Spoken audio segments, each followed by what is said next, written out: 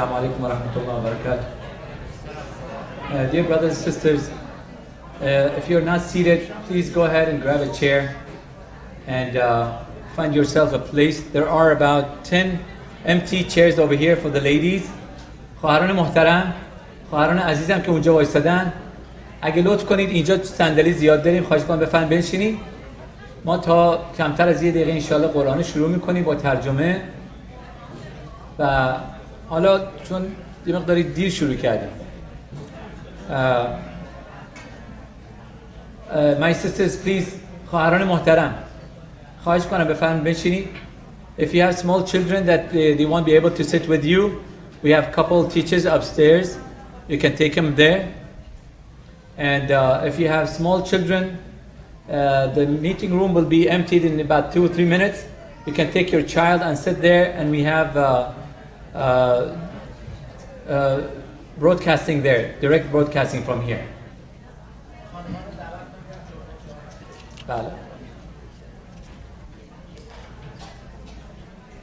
یه صلوات خواهش برای مرحمت بفرمایید.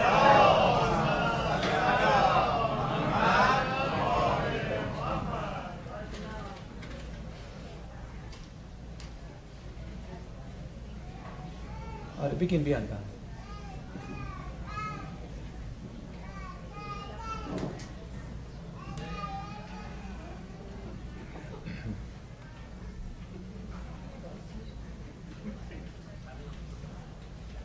آره بگیم بیان دیگه بعد.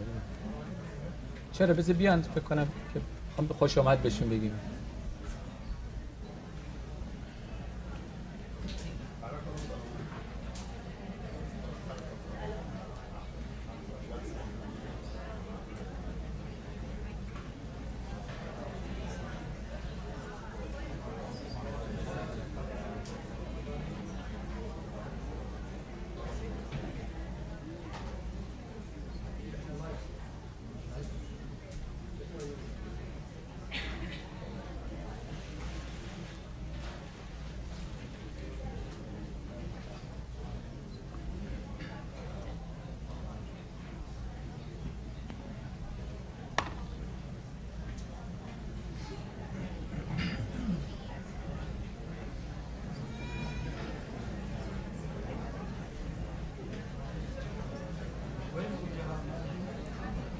They're coming. Please have a seat. Yeah, please, right there. Help yourself.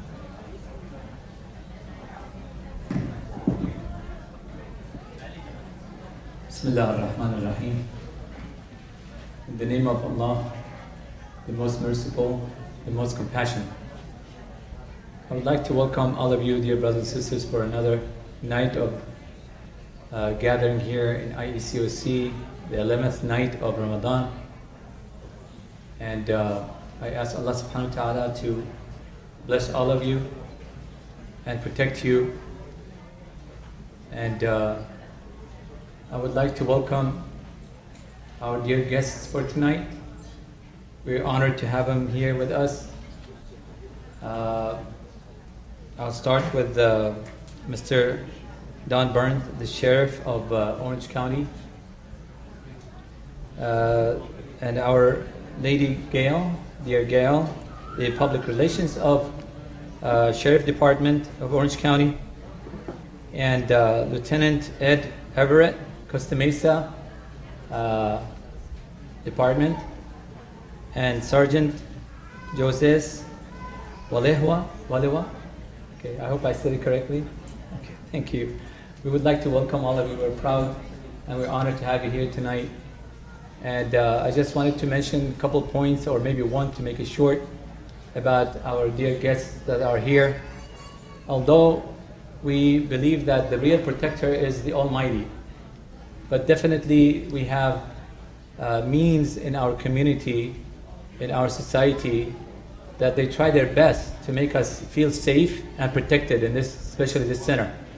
And on behalf of the board members of IECOC and all our community members and myself, I would like to express my ultimate gratitude to all of you for making us to feel safe and comfortable in this city. Thank you so much.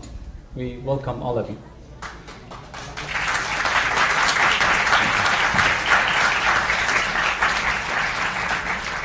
As usual, we're going to start the program with a few verses of the Holy Quran, and our dear Ali is going to be translating. And after that, we'll invite the Imam of the Center to the podium also to talk to us for a while, and then I'm pretty sure our guests are going to be talking to us. Our community love you, and they want to hear from you definitely. أعوذ بالله من الشيطان الرجيم. بسم الله الرحمن الرحيم. يا أيها الذين آمنوا كتب عليكم الصيام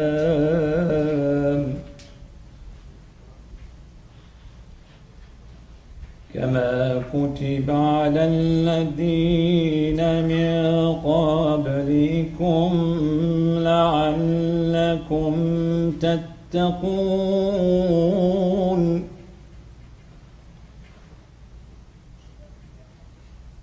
أياما معدودات فمن كان منكم مريضا أو على سفر فعدة من أيام أخر. وعلى الذين يطيقونه فدية طعام مسكين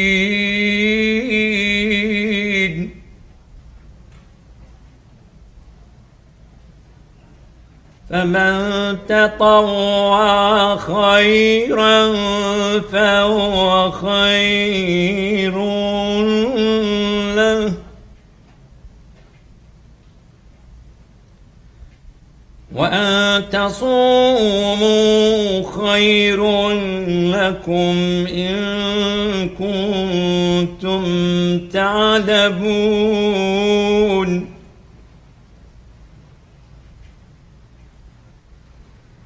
شهر رمضان الذي أنزل فيه القرآن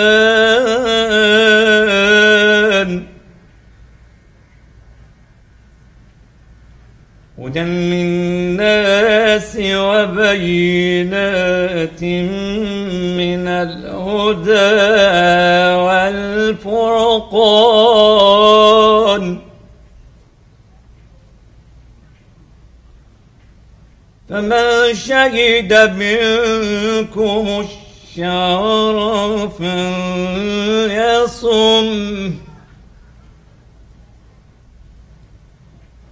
ومن كان مريضا أو على سفر فعدة من أيام أخر. يريد الله بكم اليسر ولا يريد بكم العسر ولتكملوا العدة ولتكبروا الله على ما هداكم ولعلكم تشكرون. وإذا سألك عبادي عني فإني قريب أجيب دعوة الداع إذا دعان فليستجيبوا لي وليؤمنوا بي لعلهم يرشدون. يرشدون صدق الله العلي العظيم.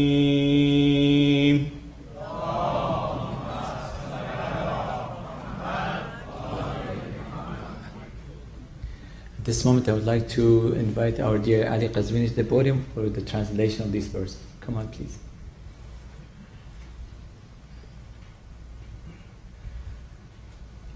Assalamu alaikum wa rahmatullahi wa barakatuh.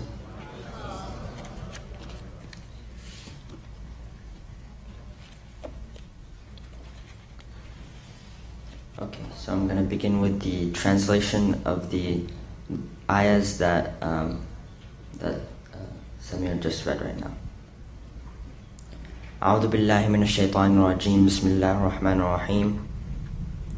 O you who believe, fasting is prescribed for you as it was prescribed for those before you, that haply you may be reverent, for days numbered.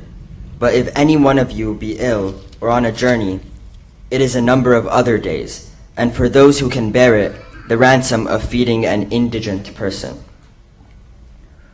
Whosoever volunteers good, that is better for him, and to fast is better for you, if you but knew. The month of Ramadan is that wherein the Quran was sent down as a guidance to mankind, as clear proofs of guidance, and as the criterion. Let him among you who is present fast during that month, and whosoever is ill or on a journey, it is a number of other days. God desires ease for you, and He does not desire hardship for you.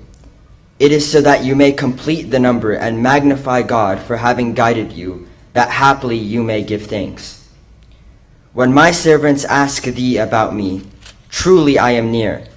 I answer the call of the caller when he calls me. So let them respond to me and believe in me, that they may be led aright. Sadaqallahu al-Ali al-Azim wa sallu ala Muhammadin wa ala Muhammad.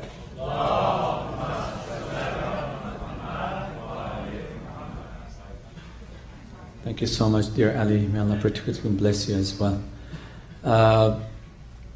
I ask Almighty Allah that He has accepted all our deeds, the fasting that you all have done, we all have done, and have accepted our du'as and the prayers for our country, for our community, for our society.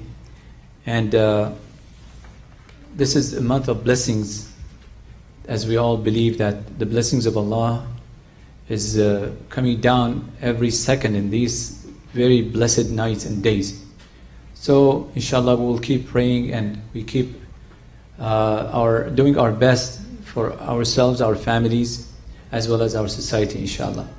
Without any further ado, well, I would like to say something here, that we are lucky enough in this center. We have an imam of the center, like our honorable Sayyid Mustafa al-Qazwini with us, and I'm pretty sure many centers, they would love to see him every day over there, and they want him.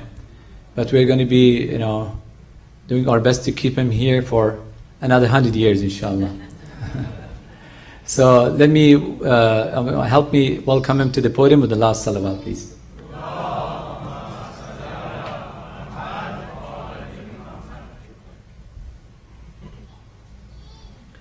Assalamu alaikum wa rahmatullahi wa barakatuh. May the peace of the merciful Lord be with you, upon you, on this 11th day of the month of Ramadan. So almost 1/3 of the month has gone. And I always say this is the fasting month. Not just fasting, not eating, but in terms of speed. It is the fastest month. We don't feel it. We enjoy it. We enjoy the environment. We enjoy being together. We enjoy the sense of family, sense of community. We slow down during this month. We slow down because we are always running, always in a rush. This month provides us with an opportunity for self-reflection, to reflect on our journey in this life. Where do we stand? Where is our destination? What have we achieved so far? And what else we must achieve? Because we know we are guests in this life. Samir wished me to live for another 100 years, but that does not happen. And it never happened.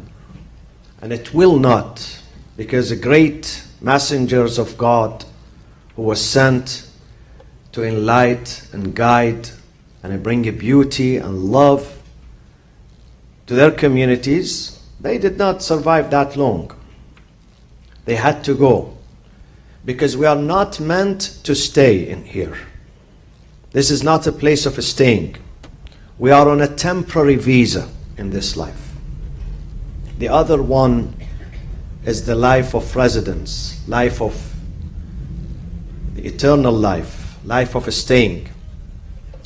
We are honored tonight to have the Sheriff of Orange County, Sheriff Donald Barnes, to be with us. He just mentioned that he has another nickname by his wife because he attends regularly, he attends iftars in many Islamic institutions. So his wife, she calls him Ramadan Don. Beautiful name. Keep it even after Ramadan. I like it. Yeah. We thank Gail, who was the reason why the sheriff is here. She's a public relation officer at the Sheriff Department. So thank you, Gail, for organizing this. And also we welcome from the Costa Mesa Police Department, Lieutenant Ed Everett. Thank you. And I inquired about Chief Sharpnack, Rob Sharpnack. He's in Washington, D.C.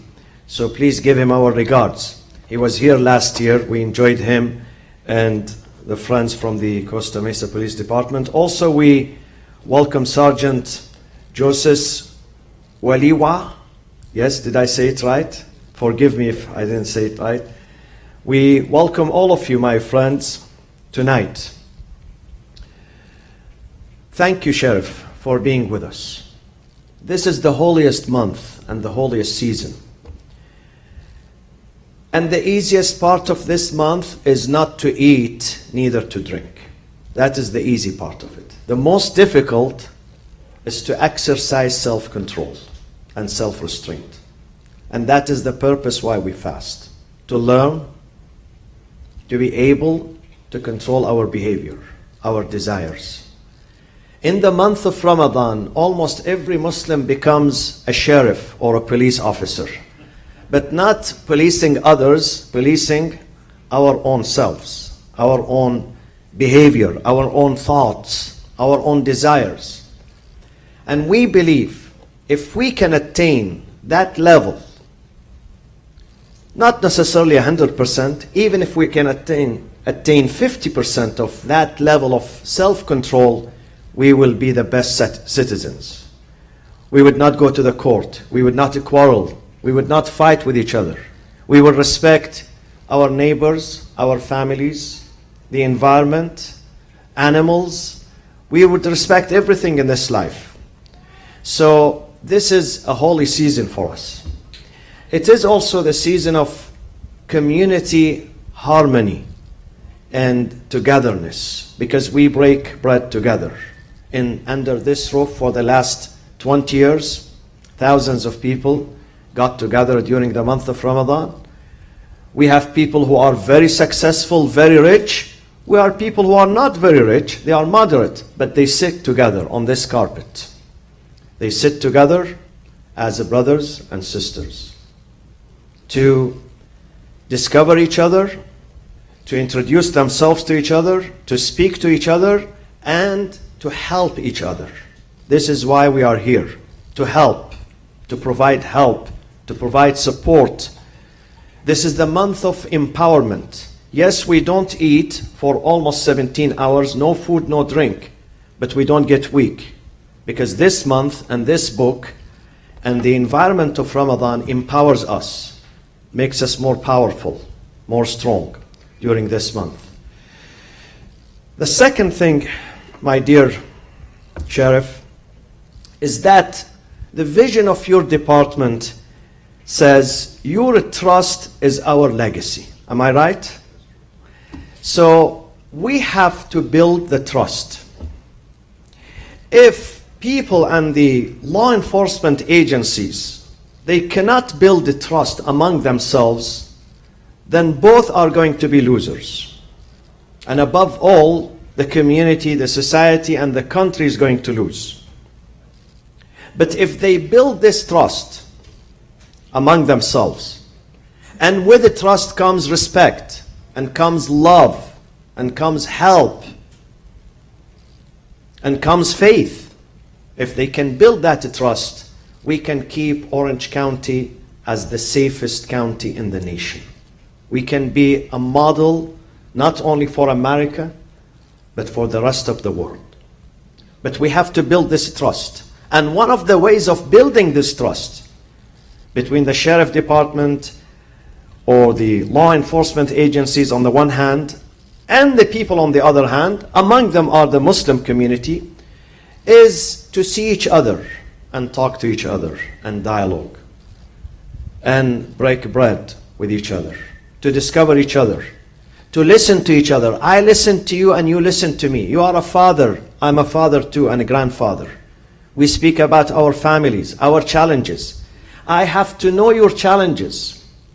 If I don't know the challenges, the difficulties that you and your men and your department go through every single day, I would not be able to appreciate your department. So I must listen to you to know about the challenges you go through, guys. Your job is very difficult.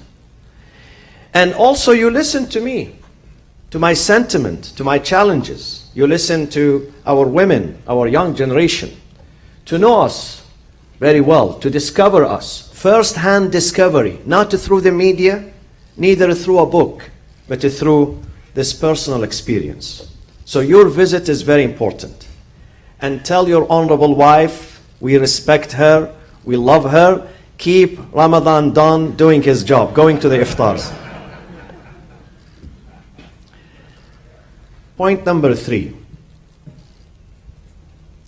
Yes, I'm proud as an imam in America, as an American citizen. I'm proud of Orange County. I love Orange County. Though I don't live here for some reasons. Some of them are the median house price in Orange County. But I love this county. I've been working here for 23 years. It's part and parcel of my soul, my life. And it is safe. And we have to be proud of that. But unfortunately, recently, we experienced a rise in attacks on people of faith and places of faith. Different religions. Among them, the Muslim community. We witnessed and we experienced during the last 2 decades a rise in Islamophobia and hate and discrimination. And we need to put our hands together to fight this. The beauty of the country or any county or any neighborhood or any city does not only depend on economic affluence, economic prosperity. It also depends on the understanding of the people. When they understand each other, when they relate to each other, when they really respect each other. That is the beauty of it. That is the real strength. When they respect each other's culture, religion, race, color, language, and so on. So we have to put our hands together to keep this beauty, to keep the diversity of this county, to keep religions and faiths and places of faith thriving and enjoying the freedom. And God says in this book that when I created men, I provided them with 2 essentials without which they cannot survive. One, الذي أطعمهم من جوع وآمنهم من خوف. I provide them with food and with security. Without these two, we cannot survive. Or if we have one, we don't have the other, we cannot survive. If we have only food, we don't have security, we cannot survive. Nobody can come here. Nobody can leave his house in the evening or during the day. So both are important. Food, which represents economic security and affluence, and security which is psychological, spiritual, and physical. So it is our duty, all of us, to protect Orange County and to make it the best place. The best place in terms of tolerance and mutual understanding between the citizens of this county. So, thank you again for being here, Sheriff. I will invite you to speak, and then I ask the community if you have questions with substance, meaningful questions, please ask the Sheriff. He's willing to answer and entertain some of our questions. We hope that, Sheriff Ramadan Don, this is not your last visit here. Yeah, I hope you like the food. The food was made by members of this community, mostly our honorable women who are fasting, and it is difficult during the day when you fast. You can't eat, you can't drink, and you cook the food. It's very difficult. It's very challenging.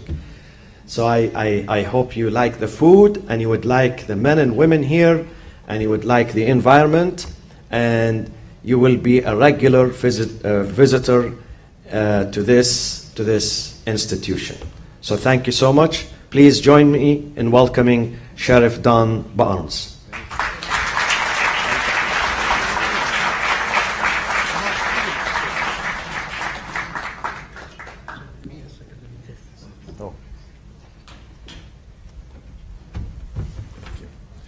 That's a tough act to follow, I think. First, thank you so much for making me and my staff feel so welcome. I really enjoyed the evening. I enjoyed the food very much. Thank you for those who prepared it. I'm not sure the scale tomorrow when I weigh myself is going to enjoy the food as much as I did tonight. It was very, very good. And I will tell you that I feel both honored and blessed to be with you tonight during the month of Ramadan, to share this visit with you. You made me feel most welcome while I've been here, and I know that there are several words that were said here, and the one that always rings out to me is when we talk about community. Community is not one group within many. Community is the entire community being one, which we hope to accomplish here in Orange County. Orange County is a very diverse community. We have many different faith traditions represented: the Muslim faith, the Jewish faith, the Catholic faith, the Christian faith, the Sikhs as well, so many different ones. And we have a great program that we started several years ago in the Sheriff's Department called the Interfaith Council. And we bring all these different faiths together into one location, and we first of all got to know each other, which is what we hope happens within our community. Seek first to understand others, right? And I was talking to Rob over dinner and talking about, if all we do as a people, as a county, as a country, or as a world, focus on our differences, we can't ever get to know anybody.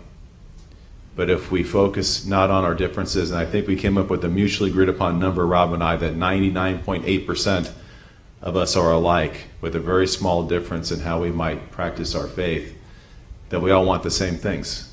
We want to feel safe in our community. We want to be respected for who we are. We want to make sure our children have a future and can be safe going to school. We all want the same things. And I think we should focus on our similarities, not our differences, as we come together, especially during times like this. I feel very blessed to be here today, and thank you for helping me feel so welcome, and I really appreciate it. The Imam is a tough act to follow because I had things I wanted to say. He said every single thing I wanted to say. But I will tell you one thing that bothers me and troubles me about where we are tonight as a country, that I think there's a lot of ignorant people that don't know or understand others. And I know that the Muslim community is a great community. I feel very blessed to know you. and we're all part of one group. But if all we do is focus on our differences and not our similarities and get to know each other, we can't ever move the needle. We're never going to grow as a county, as a state, or as a nation to be inclusive. There's a great Mr. Greenleaf in his books he wrote on servant leadership. The whole preface of servant leadership is seek first to understand. We should always seek understanding first of other people before we start to be responsive to them. So my hope for you, as you are part of the fabric of the Orange County community, that you feel safe, that you feel welcome, that you feel blessed, because tonight I can speak for our staff. I feel all three of those. I feel very safe here, I feel very welcome, and I feel very blessed for being part of your iftar dinner and Ramadan. So thank you for having me. I appreciate it. And with that, if it's okay with you, Imam, we can answer some questions. I've never been stumped. Yes, sir. Sheriff Lawrence, thanks for coming today. Really appreciate it. My name is Ben Hirji. I'm part of an organization called Shia Muslim Council, where the Imam is actually president. Mm-hmm. And we represent about 15 Shia Muslim centers in Southern California, 5 of them about in Orange County. With the topic of the rise of violence against places of worship, what are some of the new strategies that the Sheriff Department is using in controlling these areas and making the participants of worshipers feel safe? So the question was based on some of the acts of violence against places of faith, not just the mosque, but also synagogues and temples and churches. If you look across the nation, what's our strategy? First, I'm trying to keep this short. We have a terrorism fusion center in Orange County called the Orange County Intelligence Assessment Center. We're the only county in the state of California has our own specific center, and it's intelligence. It takes information, validates threats, puts it back out into the community. There's a faith component to that, so they have members of all the faith traditions that participate as well to help keep Orange County safe. Our fusion center in Orange County is so productive and so well run. We were recognized last year of the 79 fusion centers in the nation. Our center was recognized as the Fusion Center of the Year for the entire United States. That's quite a feat. Thank you very much. I'm very, very proud of them. The second thing that we do, and this is kind of a mandate that I have of my staff, is to get into places of worship. And we have a mosque in Mission Viejo and one in Yorba Linda, but it's only 2 areas we patrol that have mosques. And I expect the deputies working those areas to get out of their car, get into those centers of worship, and get to know the people who are there. Because you can't build relationships too late. You have to have the relationships up front, so that's very important. That's not just the mosques, that's the synagogues and others as well. I learned through my faith many years ago that I went to a retreat, and it was for men, and they said 4 times a year you should go to a place of worship that's not your own. Go to other places to learn about other people, and I try to keep that. And I really enjoy doing that. I've been to the Gurdwaras with the Sikhs, to the Christ Cathedral, I'm not Catholic, to the mosques as well, the synagogues, and I really enjoy those visits because it helps me understand and feel welcome just like we want from everybody else. So those things. What I love most about what we've been able to accomplish in Orange County with our Interfaith Council, when bad acts happen, like we just saw recently at the synagogue in San Diego a few weeks ago, it's not just the Jewish community speaking out now against that. We have a community of faith leaders and law enforcement in Orange County that we all speak out against acts of violence and hate. Everybody leans on each other and lifts each other up. So when that happened, we saw the Jewish community.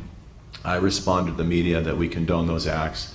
The Muslim community spoke out against it. The Catholic community spoke out against it. We all spoke out against it, which I think is what we do. Because if we rely on the media to tell that story, they're not going to tell that we are united. We don't tolerate hate in this county. And I'm very, very proud of the relationship we built. I think there's still a lot of misunderstanding within the community when you think of acts of hate.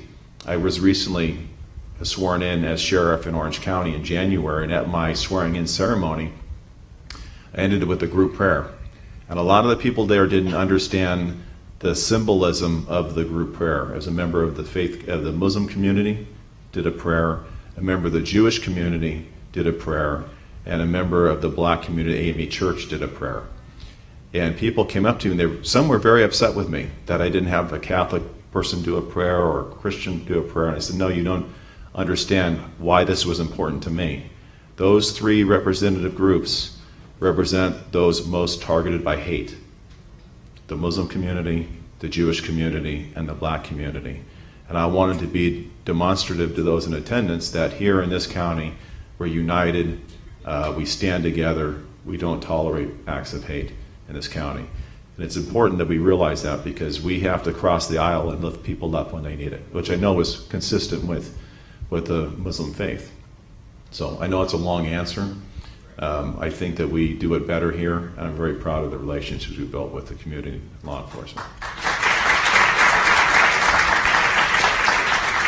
Rob. So, what tips can you give our center, or can you follow up with your team? I'm sure you walk around, you automatically think of several areas of improvement in terms of security. So the question was, what tips could I give not only the members who are here, but also the physical environment? You're right. When you become a peace officer, you never turn off. You're always looking where the doors are. You're looking to make sure that the exit, the entrance is, you're facing it, all those things that you do. And I would tell you that part of the Orange County Intelligence Assessment Center, they do threat assessments. So I think I gave you my card. They'll come out and they'll do a threat assessment of your center and tell you how to improve it, how to make sure that everybody here is safe. But a lot of that is self-awareness of people in the room as well, to make sure that you know how to keep yourself safe, to have a plan if something were to happen. And God forbid, we always never want something like that happen, but make sure you have a plan, not just here, but when you're out in public, when you're at your children's school, wherever it may be, because these things are oftentimes spontaneous. So to have some type of action plan, make sure you secure the facility appropriately, and to make sure that you look out for one another, probably more than anything else. So thank you. I love meeting Rob and the imam. I loved the dinner tonight. We probably would still be talking in there, but I think people wanted to go home at some point. It was a great conversation. Yes, sir. Thank you, Officer. Thank you. You're welcome. Really appreciate you. You mentioned that the three most targeted people are Muslim, Jewish, and also black community. You said they're the most targeted hate.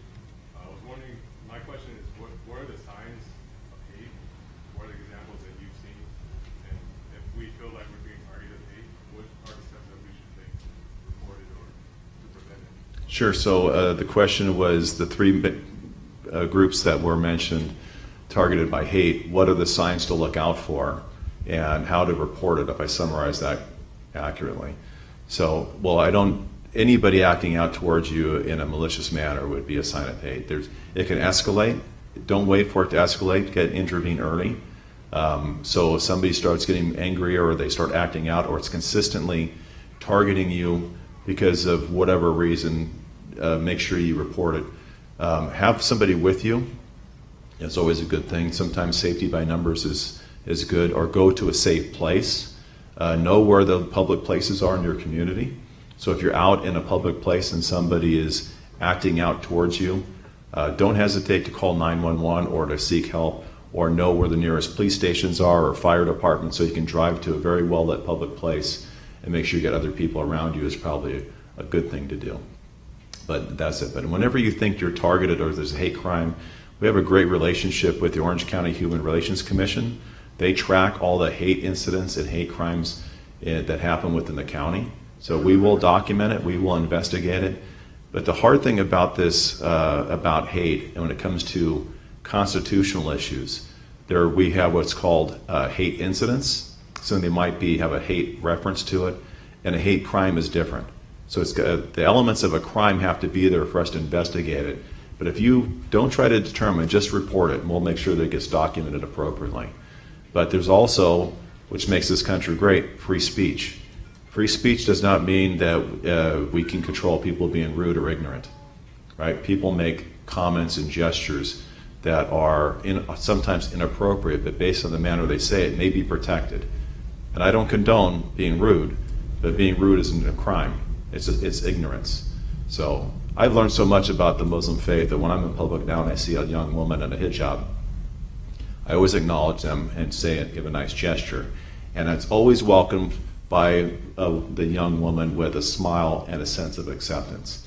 And if I could do that once a day, my day will be a good day, because I know that I'm making people feel welcome. Thank you for the question. I'm looking for, yes, sir. Thank you very much for coming tonight. And I want to tell the Senate that we actually have done a threat assessment already. Okay. Chef, my question is, looking from the outside in the Muslim community in the last 10, 20 years, how have you seen the community develop? And where do you think the community can go in terms of integrating more to the broader community? So the question was, how can, from my perspective over the last 20 years, how the Muslim community has been either viewed or accepted, and what to do next, recommendations, I think. Actively, what I love about the Interfaith Council, what started about 5 years ago, was it was really designed to build relationships with law enforcement. It was a very contentious time between law enforcement and the community. And after about a year, maybe 18 months, I noticed that we were not the center of that hub anymore. We were just the law enforcement. We were just a participant in the discussion. All the faith traditions in the room were learning more about each other than they were learning from us. And it was this pivotal moment where relationships were really being forged in the room. So being actively involved, I think, in the Interfaith Council is key, because it connects you not only with law enforcement, but all the other faith traditions in Orange County, and builds those bonds and relationships that I think are necessary to get you through tough times. I also think that there's a false narrative coming from the media. Can I share the story that I had in the Mission Viejo Mosque? I was talking with the imam at our Mission Viejo Mosque, and we were talking about life for Muslims post 9/11, the last years, and how difficult that is. And I was talking about before 9/11, the greatest, the most significant terrorist act in U.S. history was carried out by a military veteran in Oklahoma City, right, Timothy McVeigh, who blew up the building. And the imam said, yes, that's true, but America is mostly a Judeo-Christian society, and people can see that act and say that is not Christian-like, and they get discarded and not associated with the faith. And then it comes back to 9/11, that gets oftentimes associated with a Muslim. I don't like the term radical Islam. I don't think that's a word that should exist in our culture, because we don't have radical Christians, we don't have radical Catholics, we have people who can be from any walk of life who do bad things. Focus on the acts of the individual and don't associate it with a religious belief, because I think that paints people inappropriately. So when you look at the transitions we're going through to make sure that we invite people in, as you did today with us, make sure that they feel welcomed here, have an open house, go to other people, make sure they understand who we are, not who you are, who we are, what we believe in, how common we are, and that and kind of close those gaps and build those bridges. Because if we don't take the walls down, right, and that's incumbent upon all of us to take the walls down, invite people in to understand who we are so that we can develop those relationships. We want to support each other. We don't want to be different. So thank you for the question. I appreciate that. Do we have time for one more, or that? Yes. Yes, sir. Thank you again for coming here. Really an honor and pleasure for all of us. Thank you. I had a question regarding surveillance in the Muslim community. Surveillance in the Muslim community. Okay. I know in the past there's been a fear that, for instance, the FBI or another government agency may be, infiltrating the Muslim community or sending people to surveil the Muslim community. Are you aware of any surveillance efforts in the Muslim community anywhere in Orange County or Southern California? Well, I can tell you that we have surveillance happening all throughout Orange County, not targeted at any religious faith. It's based on the acts of the individual. So we are surveilling outlaw motorcycle gangs. We are surveilling the white supremacists. We may be surveilling people who are planning bad acts. They may be Muslim, they may be others. I mentioned the Terrorism Fusion Center. If you remember what happened back on the East Coast with the Rise Above movement, the 4 individuals who were arrested who were causing those bad acts, it was our crime center that corroborated those individuals that led to the indictment of those four. So we look at the actions of the individuals, and they lead us to the people that we want to be looking at. But part of what we do is surveilling people when necessary. Do we go out and look at broad-based people based on a religion? No, we do not. We don't do that in any regard. First of all, I don't have the resources to do that. This isn't CSI Miami where I have all these people that can go do these things. So we let the actions of the individual, the fruits of the crime, whatever it might be, lead us to where we go, and it's done irregardless of a faith or a gender or an age or the color of one's skin. It's just we look at people who might have be criminals or planning bad acts. And I'll tell you from my experience, that represents everybody. There's nobody off that, including our own. We've surveilled our own police officers who we think are doing things that aren't consistent with being in this tradition. And I can't tell you the incidents, but I routinely walk probably on average 20 people of my department to the door every year and say, you don't deserve to work here anymore. And we walk them out. We have to police our own. So we've surveilled our own deputies just like we have members of the public who need to be held accountable for their actions. So I think that's probably enough, or want to keep going? I'm sorry, one last question. If I get a speeding ticket, You can use my name, but I guarantee you'll still get the ticket.